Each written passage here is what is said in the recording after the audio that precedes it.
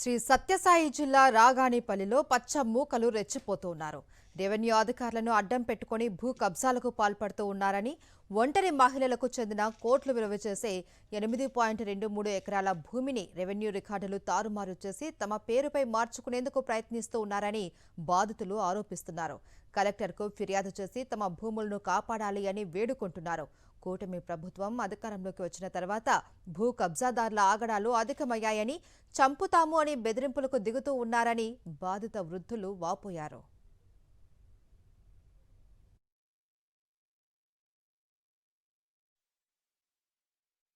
మాకు ఈడ పూర్ణ ముందు నుండి కూడా ఈడే ఉన్నాము. సోలార్లు ఉన్నాయి, ఎన్ని ఇండ్లు కట్టినాము, అన్ని అంగులు ఈడే ఉన్నాయి. మాకు ఈడ ఏంది లేదు. అట్లా తప్పుడు మమ్మల్ని బెదిరించి చేస్తున్నారు సార్. రాజారెడ్డి, జయచందర్ రెడ్డి మమ్మల్ని ఒకతాను ఉన్నీలే బెదిరిస్తున్నారు. మాకు ఇది వచ్చింది, మాకు ఎక్కిపోయింది. మేము దొబ్బరి చెట్లు కూడా అని పట్టినారు. ఆన్లైన్ ఎక్కిపోయింది. 6 నెలల నుండి ఇది పొగుడుతా అంటారు. ఆ మొగుళ్ళు కూడా ఇట్లే ఎదబడి చనిపోవడం. ఆవులు పెట్టుకున్నాం, సొప్ప వేసుకున్నాం, శనగిత్తనాలు వేసుకున్నాం. ఇట్లా పనులన్నీ మేము ఏంది లేదు సార్. ఇదే మాకు ఇంకా